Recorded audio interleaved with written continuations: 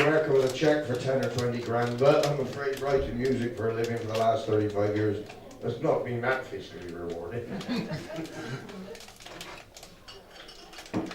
I said, I'll give you something good to go with, Holly. I'll write you a song. And her little face went, oh, thanks, Dad.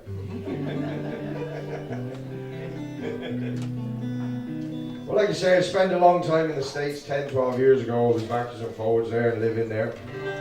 And to me, to a boy coming out of the Forest of Dean, I realised one day, driving up the old I-65 highway out of Alabama back into Tennessee, if I'd never picked up a guitar when I was 12 or 13 years old, there'd be no damn good reason for me to be there. And I bought a Chevrolet Caprice from the Sheriff's Department auction for $350. And just that alone was good enough for me to have this ridiculous boat of a car. Well, I was driving up this I-65 and way out west somewhere, the sun was setting out over Texas. And I realised that I was underneath the Alabama skies. A little boy from the Forest of Dean had picked up a guitar for long enough to get there. Whilst I was there, I thought I ought to try to write a song about Alabama, because if nobody's ever been to Alabama, I can tell you it is well worth putting on a list of places to visit one day if possible. It's a lot like the Forest of Dean, but hotter, and more shotguns. So I sat down in a motel that night and I wrote this song. Well, I wanna be there, I swear, under Alabama skies.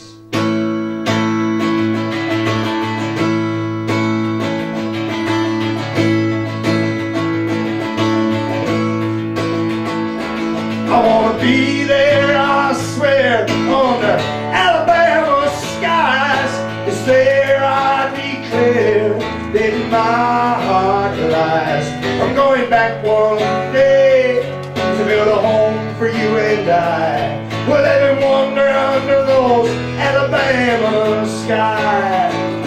I've done every kind of job that an honest man can do. Quite a lot of others I could not reveal to you. And I've roamed across this land, from sea to deserts bare. Well, I want to see the beauty that I remember seeing there. Well, I remember seeing there. I want to be there, I swear, under Alabama sky. It's there I declare that my heart lies. I'm going back one day to build a home for you and I. Well, let me wander under those Alabama skies. Well, this old city's getting me down with a weight upon my mind. Well, I must admit it's getting to me. I know this is the time. Well, I left home at 17, had to find my way in the world. Well, I'm coming home and it won't be long till I'm back down the girl. Well, back down there, girl, I wanna be there, I swear, on the Alabama sky. It's there I declare that my heart lies. I'm going back one day to build a home for you and I.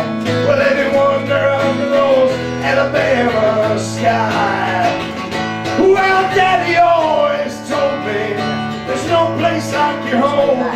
Well, like any other young man, my heart had had to roll. And I'm standing at the station, and there's a train on the track. Everything I want is there, so now I'm going back. Now I'm going back. I wanna be there, I swear, under Alabama sky.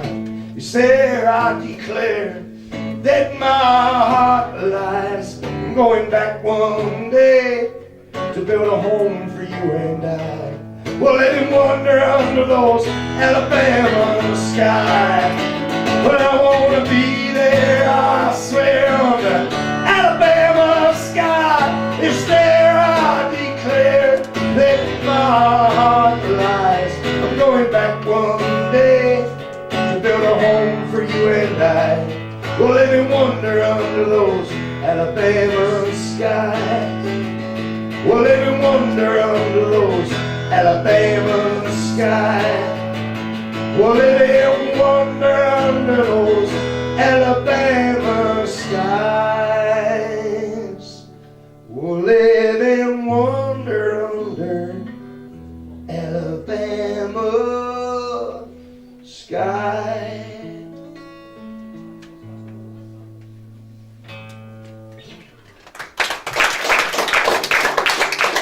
Just a few years later, I found myself in the offices of a New York publisher.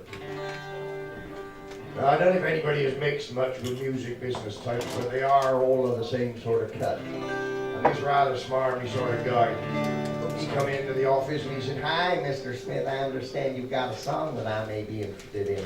I said, "I have indeed, yes sir." I said, "I got this song called Alabama Skies." And wait, let me stop you there.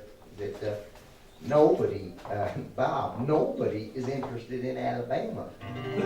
I said, "Well, I beg to differ, sir." I said, "There was a band come up out of the south a good few years ago named Leonard Skinner, and they had a certain song called Sweet Home Alabama that is to this day on just about every bar jukebox throughout the known world. And if you walk into most pubs with a good old pub band playing on a Friday and a Saturday night, chances are that song will be in their set somewhere."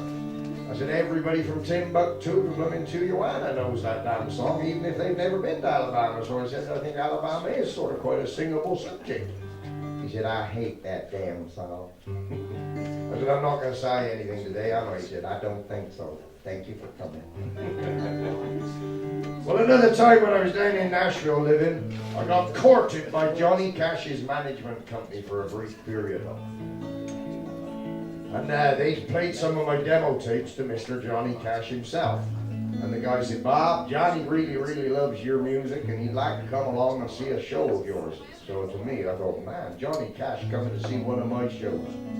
I had a residency on a Saturday evening at the time at a place called the Broken Spoke Saloon, which was as salubrious as it sounds. It was one of those places that genuinely had a sign on the door saying, "No firearms allowed in this building." Which wasn't very comforting, knowing that everybody just stuffed their handgun under the seat of their pickup truck before they come in and got firing drunk. But he said, "Well, Johnny's going to come along and see your show at the Broken Spoke on Saturday evening." I said, "That's great." So, having a good mind for some PR, I put the word around the district that Johnny Cash was going to be in the Broken Spoke bar that Saturday night.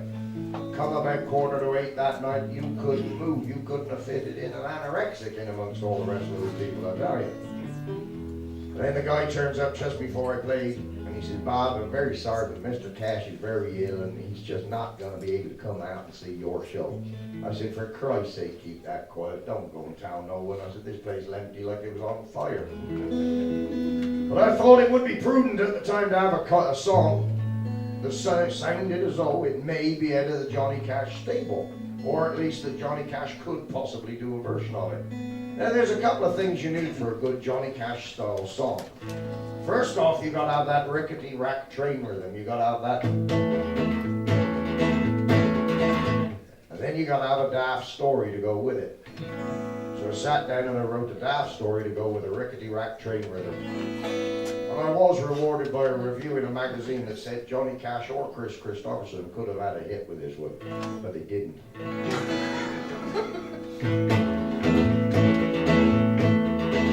Well, back then I thought it best to put myself to the test.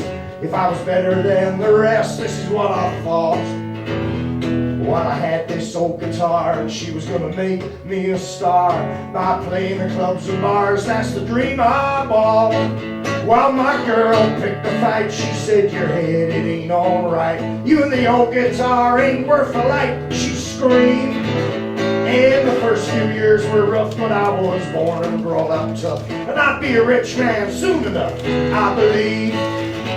Well, I sat on many a floor, knocked on oh so many doors, played so many gigs I wore my fingers through. And after so many years and many more bitter tears, I realized my fears were coming true. Well, I'd never seen my name written up in flames. It'd always be the same old story, and I'd have to crawl back home like a dog without a bone to the girl I left alone for fame and glory. Well, home's many a mile, and if I was gonna go, then I'd go in style. With the help of a manicure file, I stole a car. I had one more show to play, and I really needed the pay. So like a fool, I stayed to play the guitar. So I hit that car in the backyard, put my gear up in the bar, put all of my heart into the show. And it never went so bad, one of the better nights I'd ever had. Sorta happy but sorta sad, I guess you know. Well, I was playing my last song when it all started going wrong. Guess who came along to the bar? Four guys stood at the back, and though they hadn't come for a chat, I knew what they wanted back was their car. Well, I swung the guitar around, I knocked the first two fellas down. While the others fought with the crowd, I hit the door. Threw that guitar on the seat, and I hit that throttle real sweet. And I tore through the streets like never before. But I made my way back home, and I swore never more to roam. There was something I didn't know about that Ford. In the trunk was a bad guy's stash, 3 suitcases full of cash, and I never gave them back, I praise the Lord. Well, I sit in my easy chair, I watch my grandkids playing there. Me and the old lady ain't got a care on this old earth. And I think about the stolen car and my attempts to be a star. And I smile when I think what the old guitar was worth. Yeah, I thank my lucky stars and the night I stole that car. Every time I sit and play this old guitar.